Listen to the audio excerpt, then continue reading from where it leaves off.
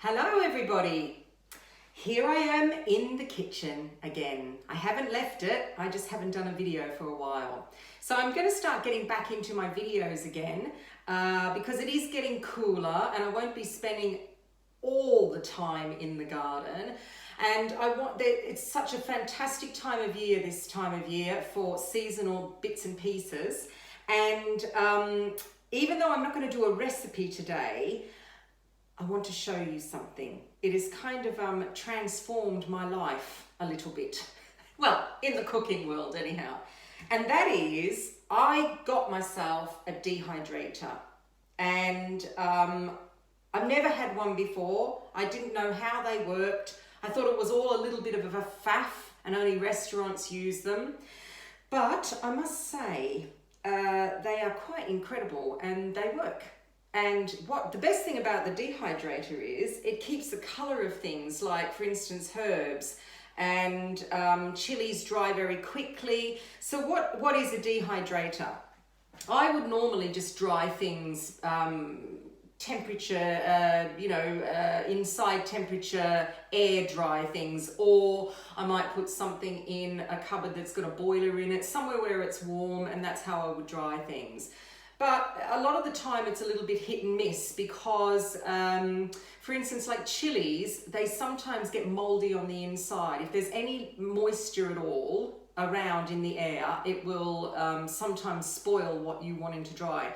And what I've particularly found with herbs, especially the soft herbs, and this here is half, because I've already chopped the other half down, half a Greek basil. And I'll show you what I've been doing in my dehydrator.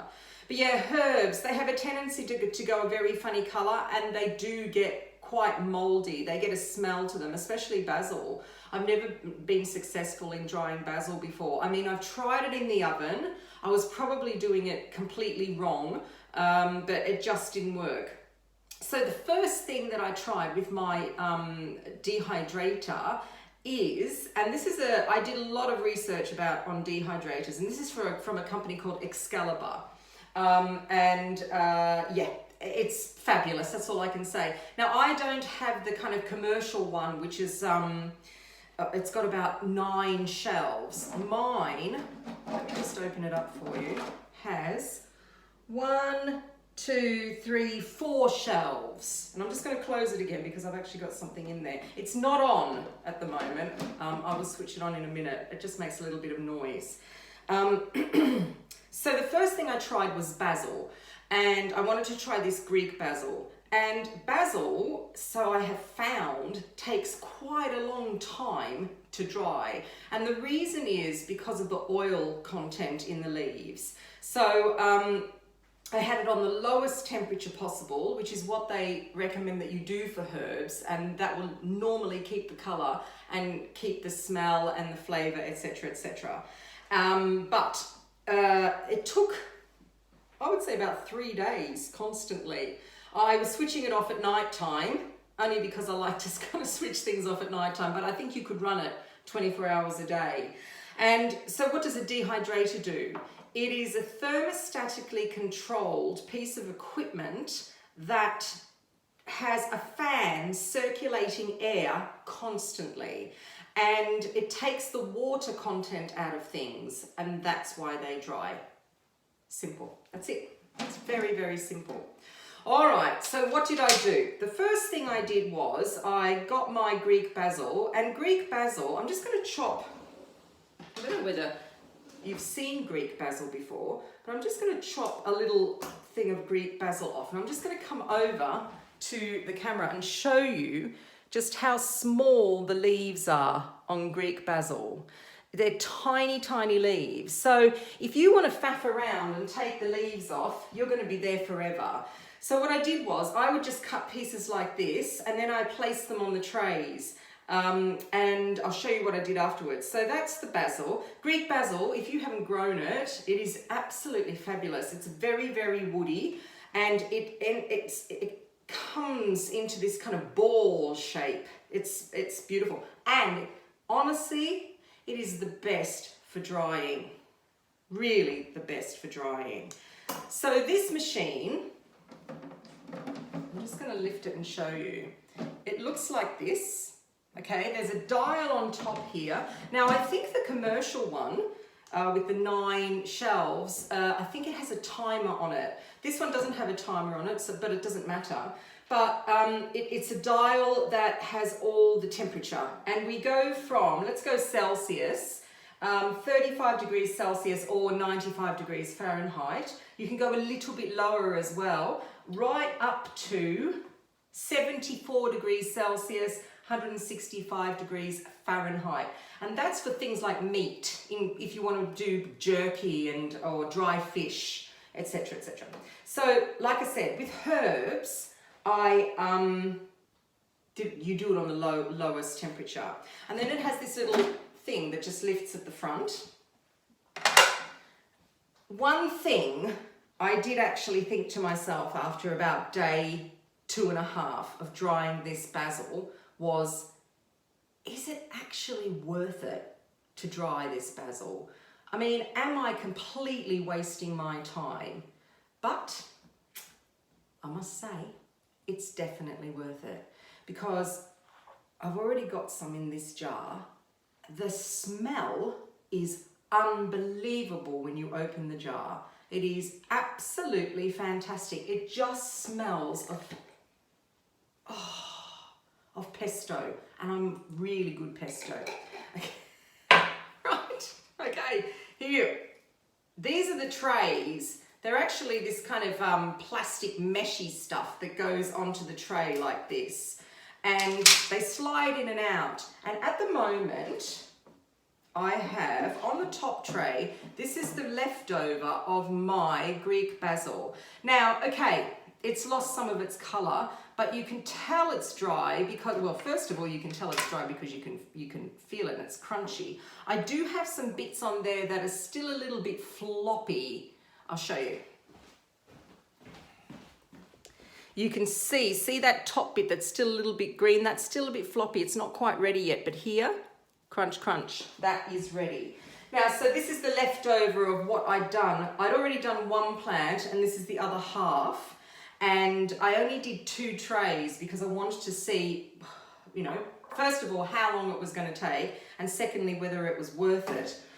Just to show you, I also have another tray in there at the moment on the go because it's a herb as well. And this is, I don't know whether you can recognize that. This is coriander. And so I've got a big bunch of coriander in the fridge, and I thought to myself, ooh, I wouldn't mind some coriander, dried coriander. So that's on the go. And in fact, let's just slide, so it just slides back in like that. And I'll show you what I do with the basil in a minute. Let's just get a couple of pieces here that are already done. This one's done. I'm just going to pop it in this bowl, and this one's done as well. So I'm just going to slide this one back in, this shelf. There we are, that's back in. We put the cover on. The cover slides into these grooves here, down, and there it goes. You can hear this, it's just like a hum in the background. Yeah. All right, so I'm just going to show you in a minute the basil up close and how I put it into the jar. All right. You can hear the hum of the dehydrator. I'm just going to switch it off for a second. Okay. There's my basil. Doesn't look much, but it is actually green, this basil. And there it is. Right, so this jar here, I have got some basil in there. Can you see that? Oh, God, the smell is unbelievable. And then it's as easy as just doing this. Slide it all off. Very nice. That's one lot. And there's the second. There we are. Those woody bits, they can go in the compost. So,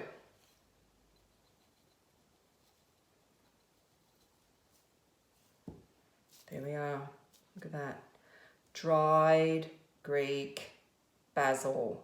It smells absolutely amazing. I mean, I'm not going to get much, am I?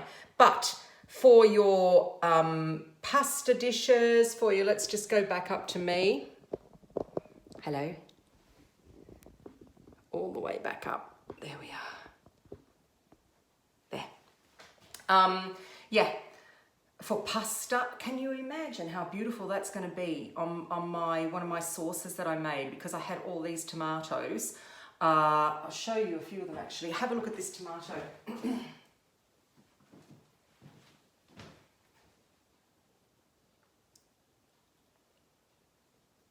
Look at that.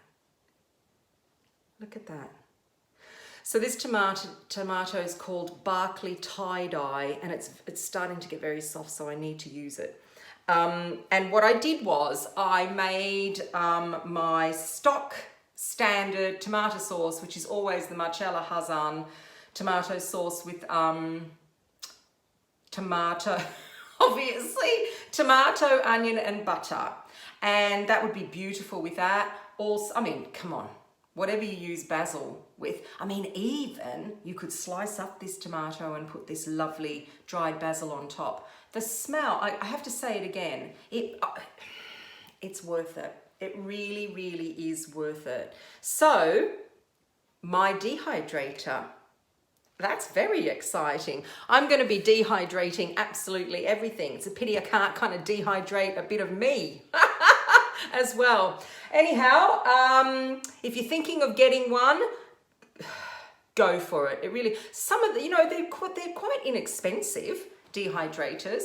What I would say though, is because you are running it quite a long time, get something that has really good reviews and that, you know, is worth it, because you will use it quite a lot. I'm already thinking about what I'm going to do next. And I think what I'm going to do is some of my chilies, because I've got some that are drying already. I'll show you. These chilies here are called Buena Mulata. They start purple and then they go red, and you can see they're already starting to kind of dry out. See, that's the purpley color. Here, this one, look, already started to dry out. The trouble is though, inside, if it stays here in the kitchen, the inside's going to start rotting. So, but these are great, really, really good chilies for drying. They're like a cayenne. They're about the same heat as a cayenne as well. All right. See you later, everyone. Bye.